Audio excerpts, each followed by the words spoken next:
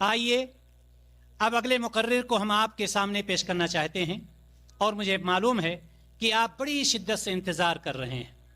آپ کی شدت کو دیکھ کر کے میں خود اب یہ نہیں چاہتا کہ اس میں کوئی تاخیر کروں، چونکہ اس شخص نے خود اپنے آپ کو کچھ بنایا ہے اور کچھ سنوارا ہے، کسی سے مقابلہ کیا ہے، دشمنی اٹھائی ہے، پریشانیاں جھیلی ہیں، لیکن کس لیے؟ کتاب و سنت کی اتباع، کتاب و سنت کی باتوں کو دوسروں تک پہنچانے کے لیے، کتاب و سنت کی دعوت کو آگے بڑھانے کے لیے۔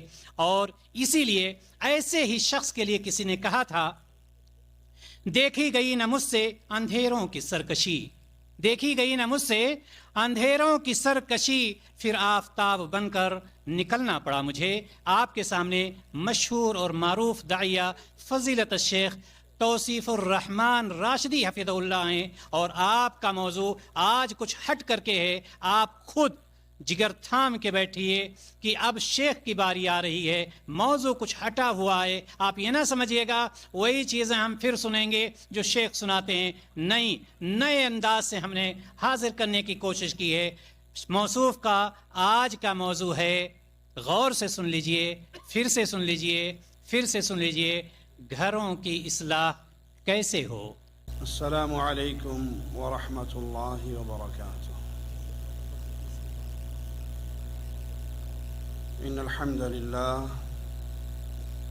نحمده ونستعینه ونستغفره ونعوذ باللہ من شرور انفسنا ومن سیئات اعمالنا، من يهده اللہ فلا مضل له ومن يضلل فلا هادی له، اشہد ان لا الہ الا اللہ وحدہ لا شریک له واشہد ان محمدا عبدہ ورسولہ، اما بعد۔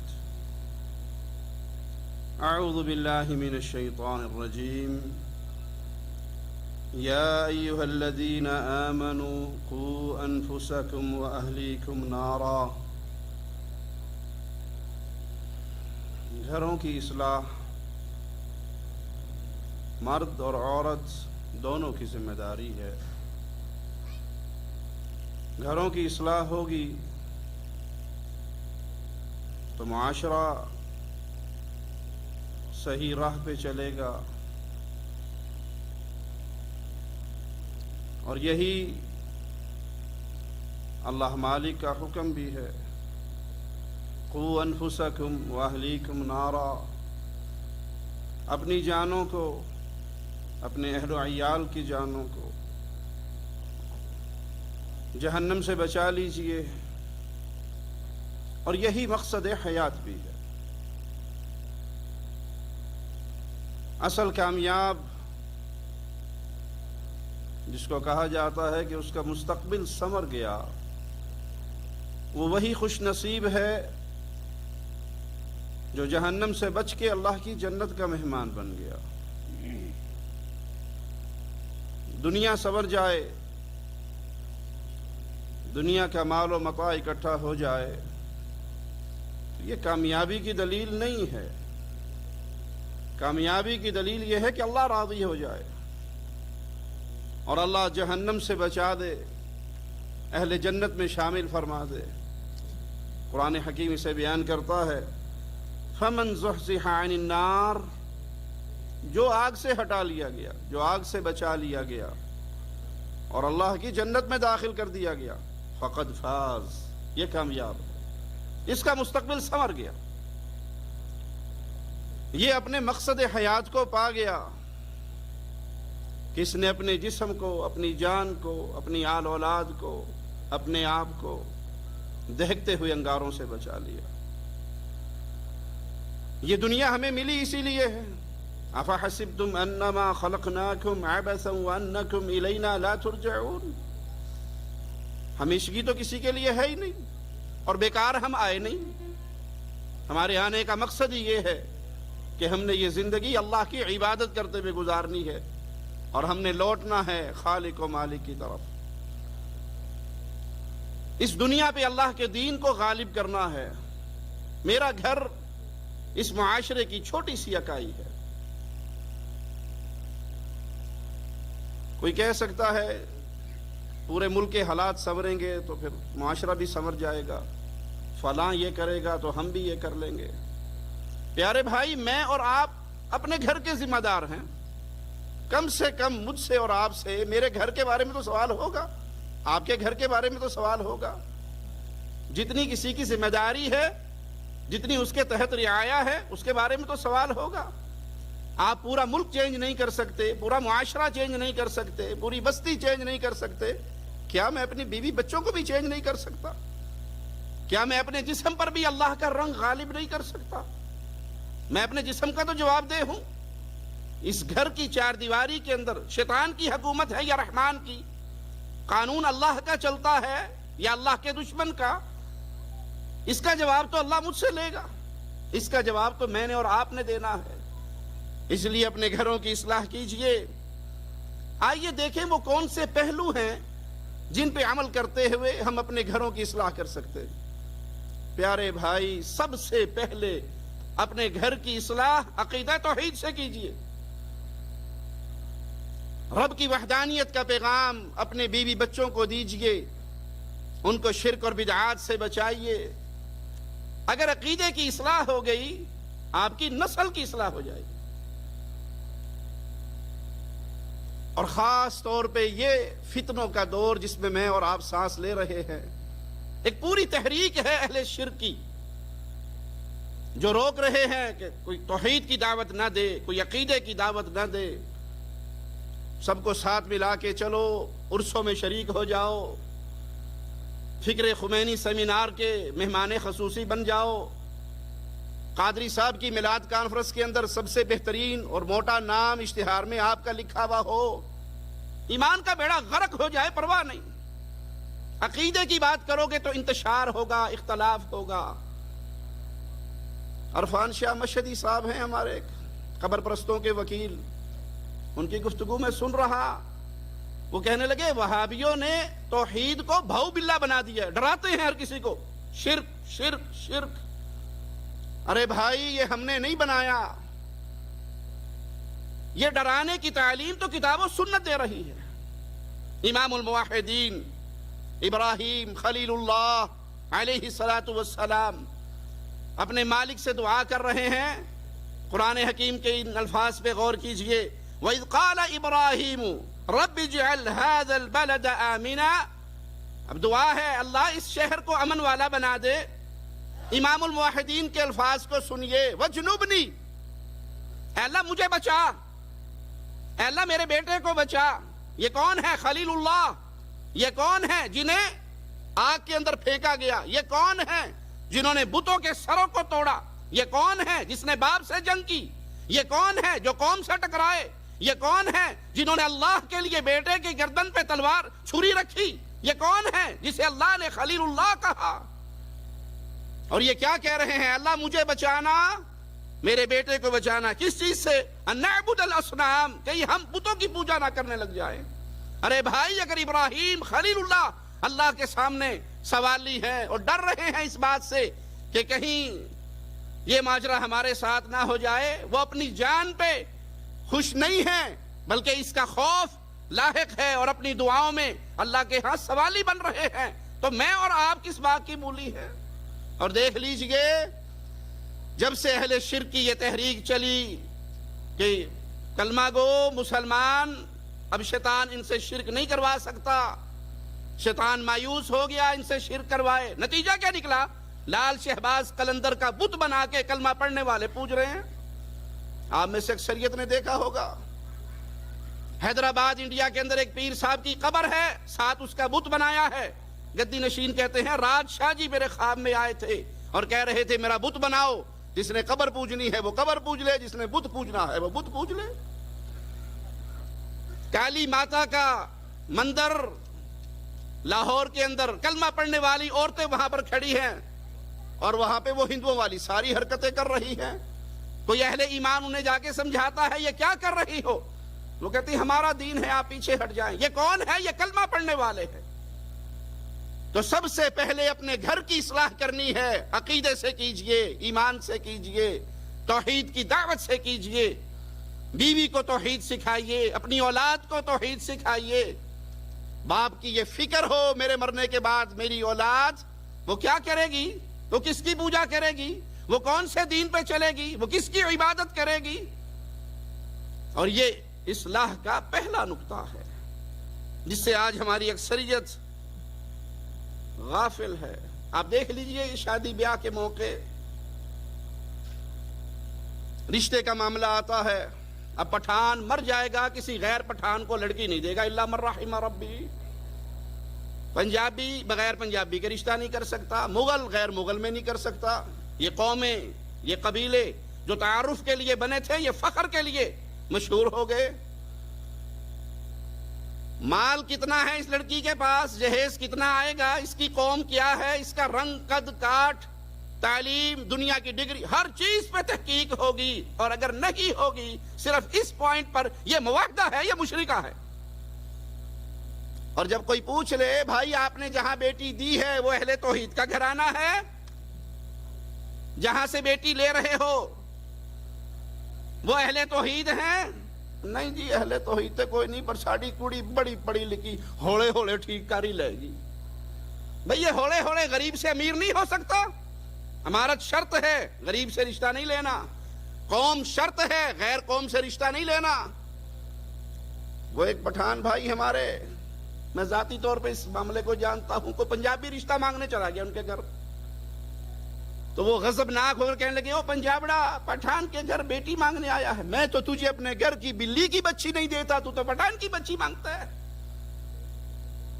قوم میں یہ غیرت ہے، نسل پہ یہ غیرت ہے، ایمان پہ یہ غیرت نہیں کہ جس کو میں نے بیٹی دی ہے وہ کون ہے، وہ نمازی ہے، وہ موحد ہے، وہ یا علی مدد کہنے والا ہے یا اللہ مدد، وہ قبر پہ سجدہ کرنے والا ہے یا اللہ کو سجدہ کرنے والا ہے، وہ نبی کریم صلی اللہ علیہ وسلم کو نور من نور اللہ سمجھنے والا ہے یا رب کا بندہ سمجھنے والا ہے.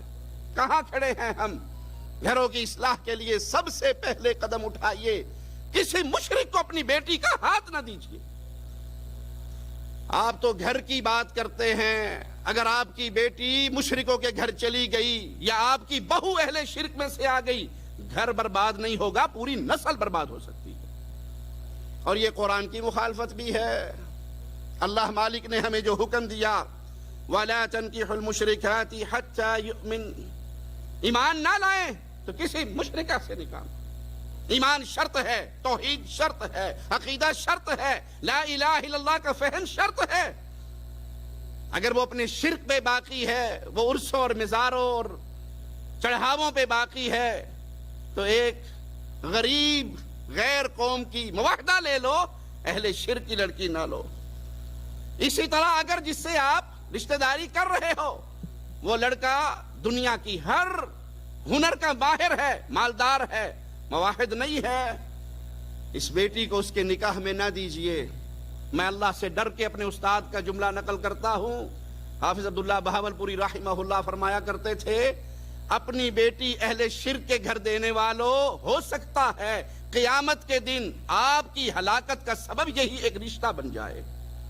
وہ موحدہ آپ کا گریبان پکڑے، اللہ میں اہل توحید میں سے تھی، میں تجھے پوجنے والی تھی اور اس نے مجھے یا علی مدد نعرے لگانے والے کے حوالے کر دیا کیونکہ مالدار تھا، قوم برادری کا تھا، میرے باپ کا سگا بھتیجا تھا، بھانجا تھا. اس نے دنیا کے سٹیٹس کو دیکھا، تیری توحید کو نہیں دیکھا، اور میں معاشرتی معاشرے میں رہتے ہوئے اس کے طریقے پہ چلتی رہی. جہاں میرا گناہ ہے، مجھ سے بڑا گناہ میرے باپ کا ہے. پیارے بھائیوں، اس معاملے کو بڑی سنجیدگی سے لیجئے، اور خاص طور پہ میں ماں باپ سے بھی عرض کروں گا رب کی توحید پہ سودا نہ کیجئے. اور اسی طرح نوجوان بیٹیاں، نوجوان بیٹے، بہن بھائی، اس معاملے میں ڈٹ جائیے. اگر آپ کا رشتہ اہل شرک میں ہو رہا ہے، اپنے باپ کا ادب کیجئے، احترام کیجئے، محبت کیجئے، رب کی مخالفت میں اس کا ساتھ نہ دیجئے. ابا جی آپ کی بڑی عزت ہے، ابا جی آپ کا بڑا احترام ہے، لیکن جو لڑکی آپ نے میرے لیے پسند کی وہ شرک کرنے والی ہے، وہ میلوں میں جانے والی ہے، وہ قبروں کا طواف کرنے والی ہے، وہ قبروں پہ چادریں چڑھانے والی ہے، وہ دیے جلانے والی ہے، وہ 7 راتیں 9 راتیں کے چلے کاٹنے والی ہے. میں کسی یتیم معاہدہ سے تو کر لوں گا لیکن کسی مشرکہ سے نکاح نہیں کر سکتا. اس راستے پہ چلیں گے آپ کے اور میرے گھر کی اصلاح ہوگی. کیوں؟ ایک باپ نے اپنے بیٹے سے کہا بیٹا بھائی کون ہے یہ دوسرا اس طرح ہے سوڈانیوں کا.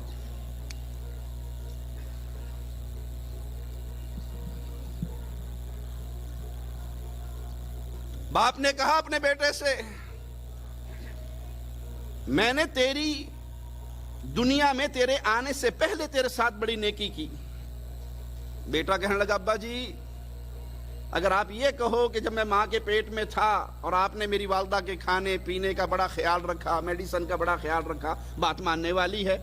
میں دنیا میں آیا ہی نہیں اور آپ نے میرے پر کیسے احسان کر دیا.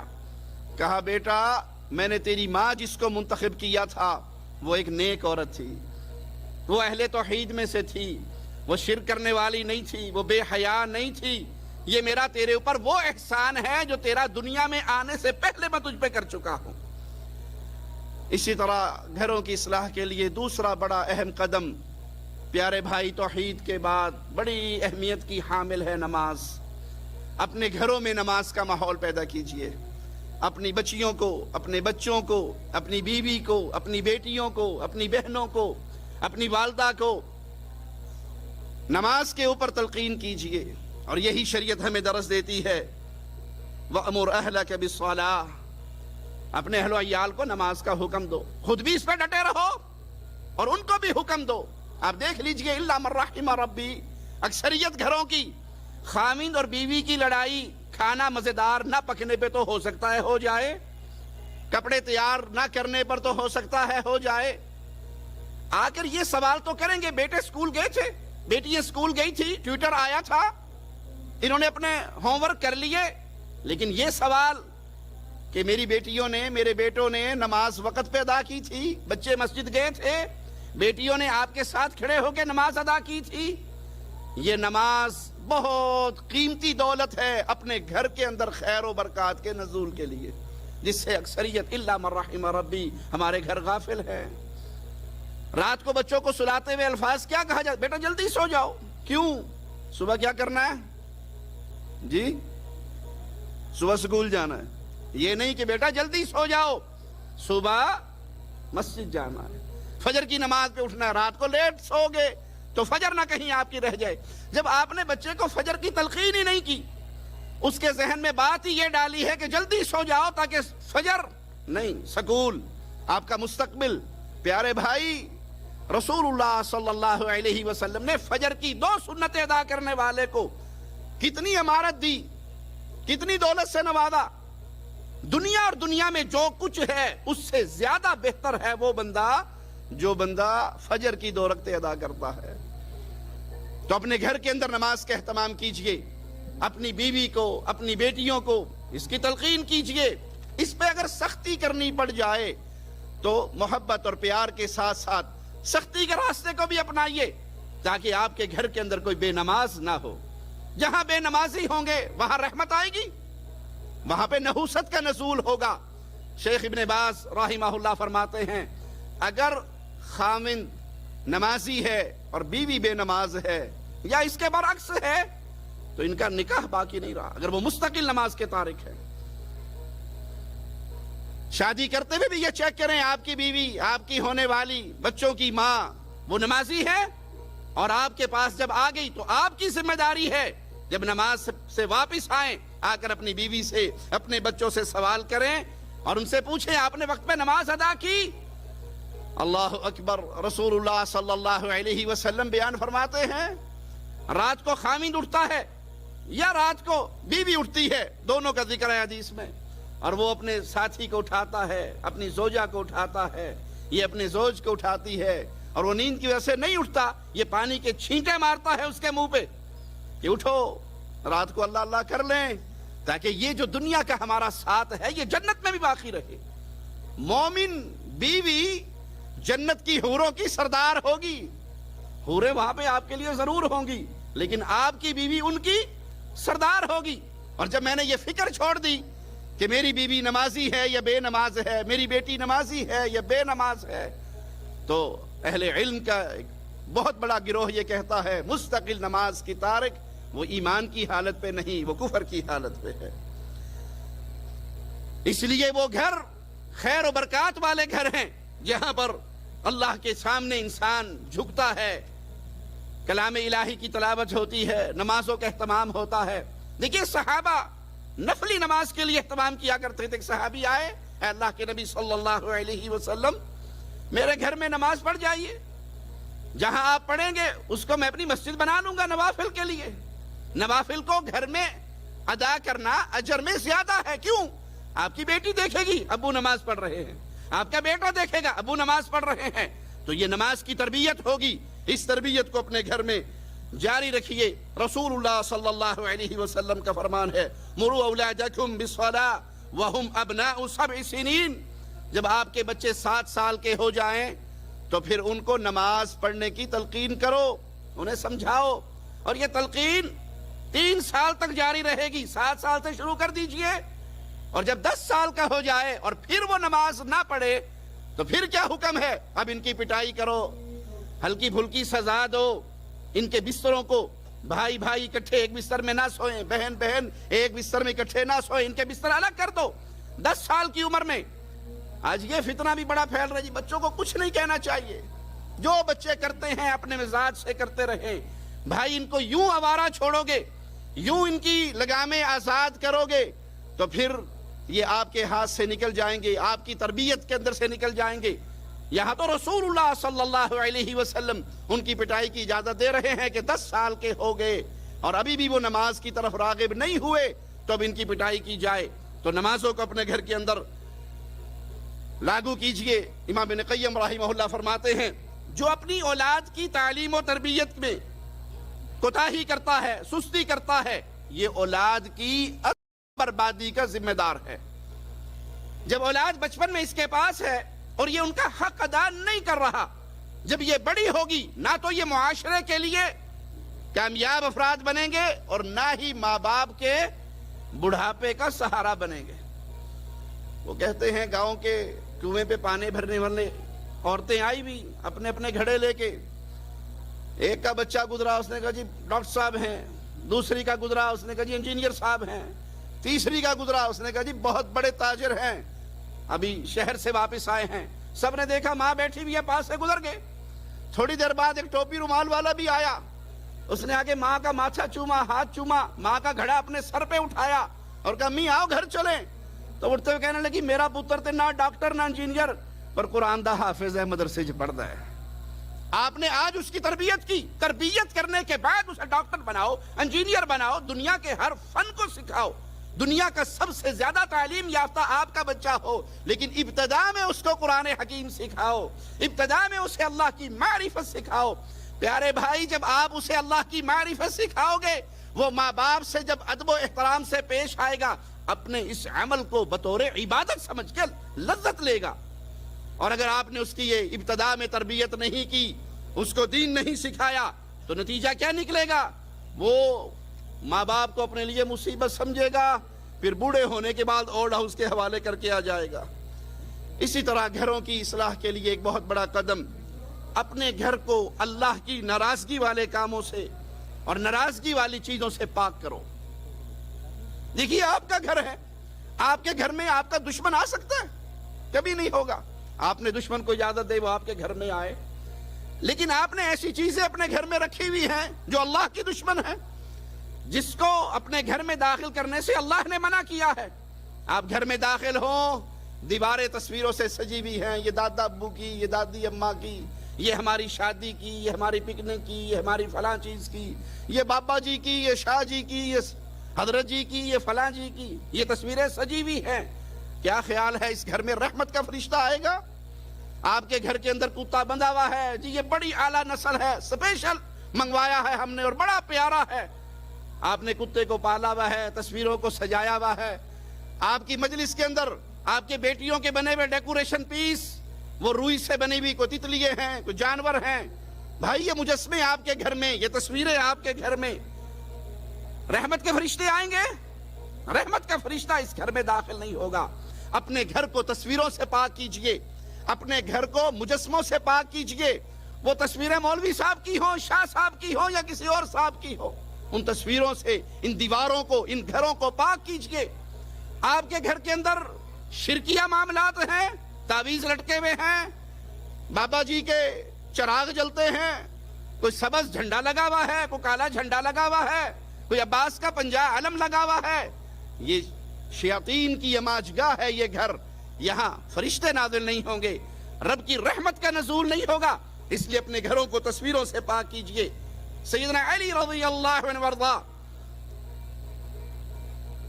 اپنے ایک ساتھی سے کہتے ہیں تیری وہ ڈیوٹی نہ لگاؤں جو رسول اللہ صلی اللہ علیہ وسلم نے میری لگائی تھی، اس کام کے لیے بھیجوں جس کام کے لیے رسول اللہ صلی اللہ علیہ وسلم نے مجھے بھیجا تھا، اور وہ کام کیا تھا اللہ تدع تمثالا الا طمستہ، کوئی مورتی نہ چھوڑنا، کوئی بت نہ چھوڑنا۔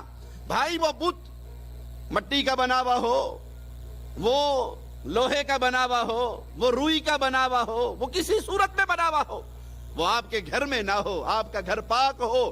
اگر کہیں بچوں نے لا کے کوئی ڈیکوریشن پیس تصویر والا رکھ بھی دیا، اس کو توڑ دیجئے، اس کو اپنے گھر سے نکال دیجئے۔ وَلَا قَبْرًا مُشْرِفًا إِلَّا سَوَّيْتَهُ وَلَا صُورَةً إِلَّا طَمَسْتَهَا، نہ تو قبر کو اونچا چھوڑنا، یہ اونچی قبریں، یہ پکی قبریں، یہ قبروں کی پوجا کے راستے اور یہ شرک کی طرف لے جانے والی دلدلے ہیں، ان سے اپنے آپ کو بچائیے، تصویروں سے اپنے آپ کو بچائیے، اپنے گھروں کو پاک کیجئے۔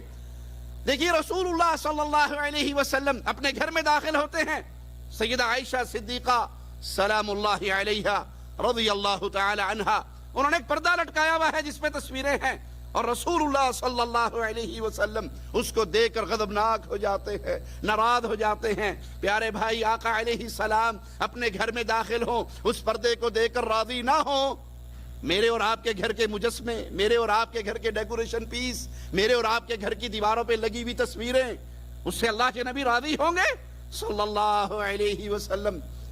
اگر کوئی بھائی سمجھنا چاہے، ایک چھوٹی سی مثال دیتا ہوں جو اکثر ہمارے شیخ حافظ عبداللہ بہاولپوری رحمہ اللہ دیا کرتے تھے۔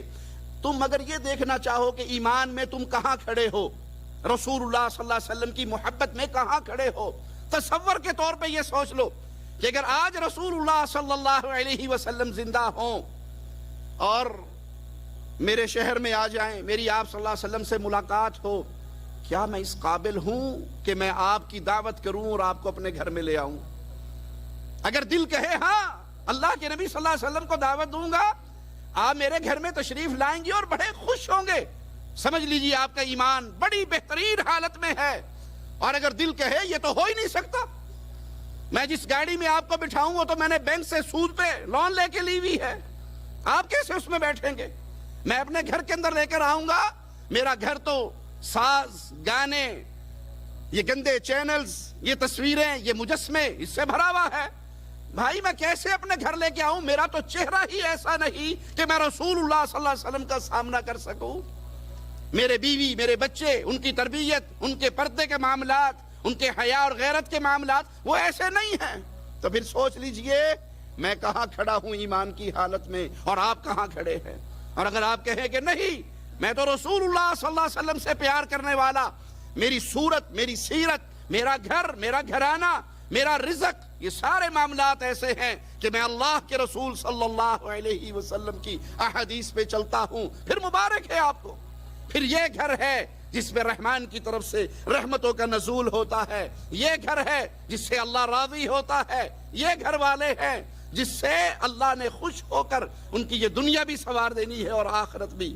صحیح بخاری اور صحیح مسلم میں ہے، نبی کریم صلی اللہ علیہ وسلم نے فرمایا لا تدخل الملائکۃ بیتا فیہ کلب ولا صورہ، گھر میں کتا ہے یا تصویر، رحمت کے فرشتے اس میں داخل نہیں ہوں گے۔ اور اگر شوقیہ کتا پالا ہوا ہے، یہ سیکورٹی کا نہیں ہے، یہ گائے بھینس کی رکھوالی کے لیے نہیں رکھا، یہ کھیتی باڑی کی رکھوالی کے لیے نہیں رکھا، تو پھر تو سمجھ لیجئے کہ بربادی ہی بربادی ہے۔ روز آپ کی نیکیوں میں سے ایک بہت بڑا خزانہ کم ہو رہا ہے۔ پیارے بھائی اس گھر کو محمدی گھر بنائیے، آپ سے اور مجھ سے اس گھر کا سوال ہونا ہے، کیونکہ میں مسئول ہوں اپنے گھر کا، یہ میری رعایا ہے، یہ میری بیوی ہے، یہ میرے بچے ہیں، یہ میرا گھر ہے، یہ میرے پیسوں سے بنا ہے، یہاں جو سامان آیا ہے وہ میرے پیسوں سے۔ وہ رحمان کو راضی کرنے والا ہے یا رحمان کو ناراض کرنے والا ہے؟ اسی طرح گھروں کی اصلاح کے لیے ایک بہت بڑا قدم، گھر کو جوڑ کے رکھیے، محبت اور پیار کی فضا رکھیے۔ بیوی سے غلطی ہو جائے، یہ اللہ کی بندی نکاح کے چند بول پر اپنی ماں کو، اپنے باپ کو، اپنے بہن بھائیوں کو، اپنے قبیلے کو چھوڑ کر آپ کے گھر میں آ گئی ہے۔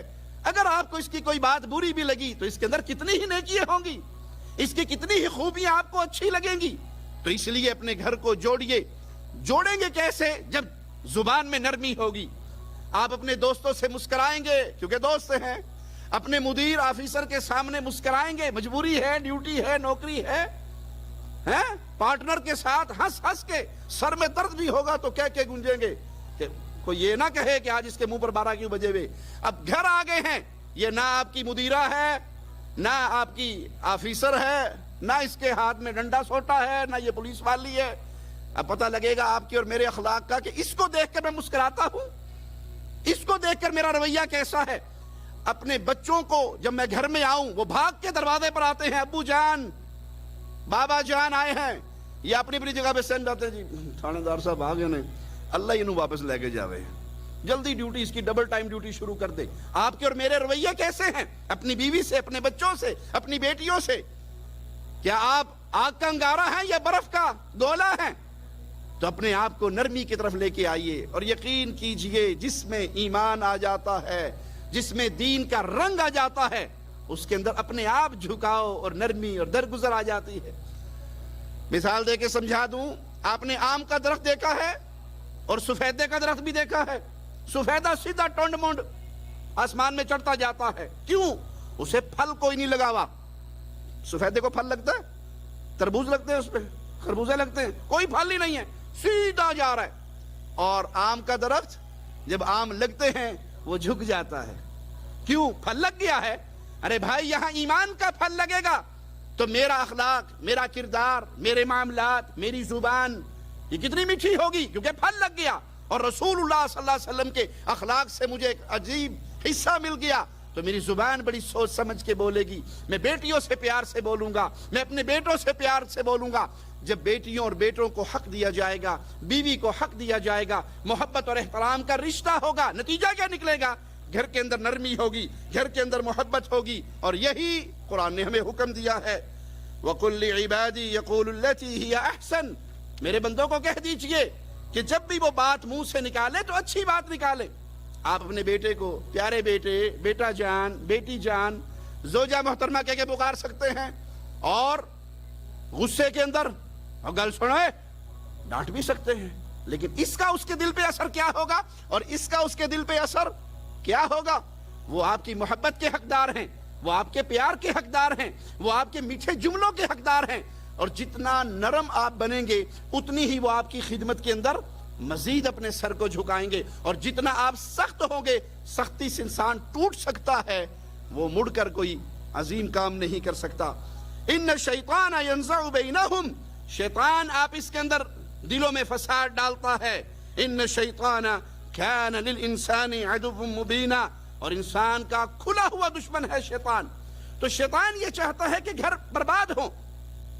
وہ حدیث میں آتا ہے نا کہ اپنا تخت لگاتا ہے پانی پہ، شتونگڑے آگے رپورٹیں پیش کرتے ہیں، اور وہ ہر کسی کا تو کچھ نہیں کر کے آیا، تو کچھ نہیں کر کے آیا۔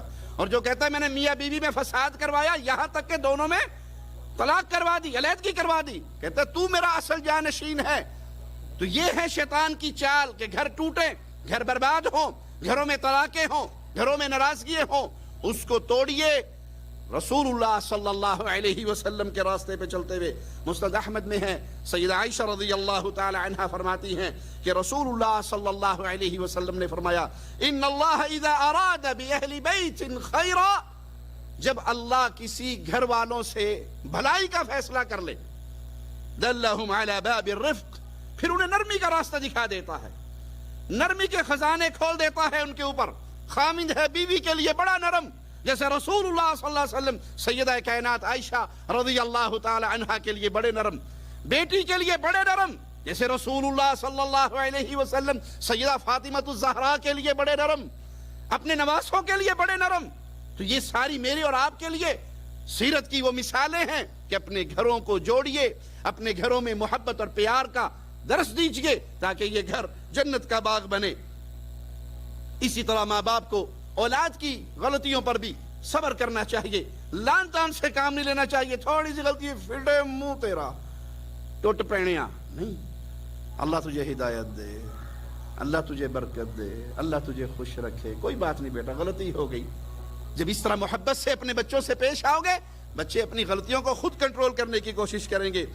گھروں کی اصلاح کا ایک بہت بڑا قدم رسول اللہ صلی اللہ علیہ وسلم کی دی ہوئی اس شریعت کے مطابق پردے کے ماحول کو اپنے گھروں میں لاگو کیجیے۔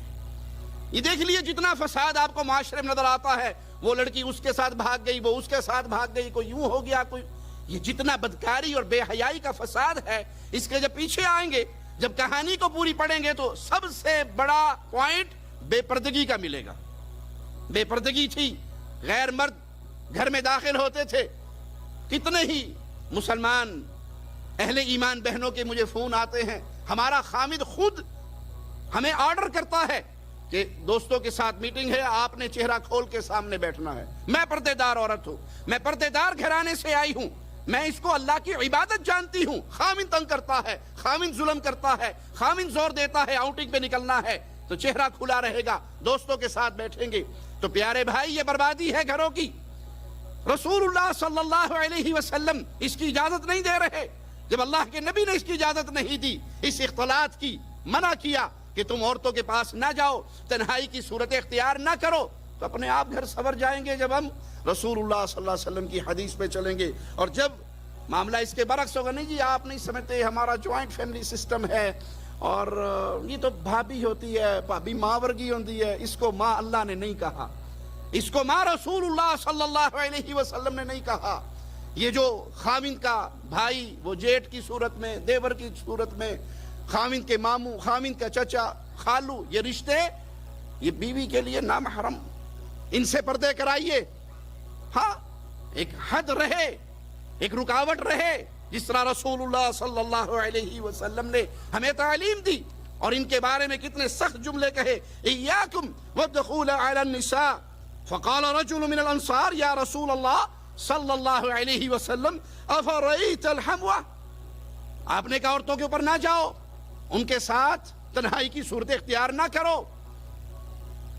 انصاری کہنے لگا اللہ کے نبی صلی اللہ علیہ وسلم دیور کے بارے میں، جیٹ کے بارے میں، خاوند کے قریبی رشتہ داروں کے بارے میں کیا فرماتے ہو؟ آپ نے اسے موت قرار دیا کہ یہ تو موت ہے۔ کیوں موت کہا؟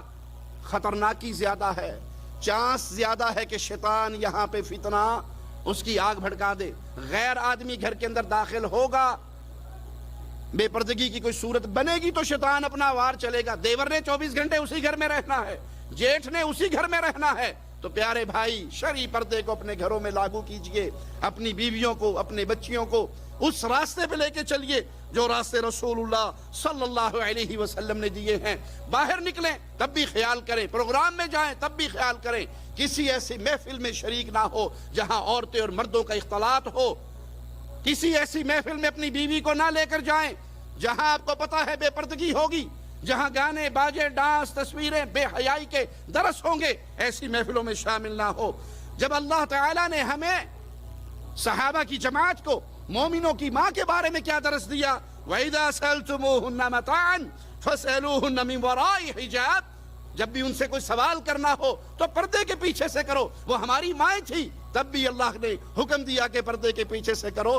جس نے پردوں کو ہٹا کر آمنے سامنے بٹھا دیا، گھر کے اندر ہے، اہل توحید ہے، اہل ایمان ہے، لیکن بھابھی اپنے دیور سے اور یہ بھابھی اپنے جیٹ سے پردہ نہیں کرتی، سمجھائیں بھی تب بھی جی وہ ٹھیک ہے، لیکن ہمارے گھر کا رواج نہیں ہے، ہمارے خاندان کا رواج نہیں ہے۔ تو پیارے بھائی، دین گھروں کا، خاندانوں کا، برادریوں کا نہیں ہے۔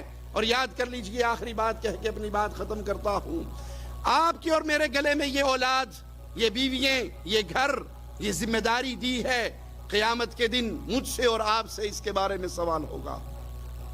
جس نے اپنی بیوی بچوں کو بے دینی کے راستے پہ کھلا چھوڑ دیا، ان کی تربیت نہیں کی، ان کی نگرانی نہیں کی، ان کو دین کے راستے پہ چلانے کی کوشش نہیں کی، اس نے اپنی ذمہ داری ادا نہیں کی۔ اور جس نے ذمہ داری ادا نہیں کی، ہو سکتا ہے قیامت کے دن وہ اس جواب کو دیتے ہوئے پریشان ہو۔ اللہ سے دعا ہے اللہ ہمیں دین حنیف پہ چلنے کی توفیق عطا فرمائے، اپنے گھروں کو محمدی گھر بنانے کی توفیق عطا فرمائے، زندہ رکھے تو ایمان کی بہترین حالت میں، اور جب موت دے تو اس حال میں اللہ ہم سے راضی ہو، ہم اللہ سے راضی ہو۔ اقول قولی ھذا واستغفر اللہ لی ولکم ولسائر المسلمین۔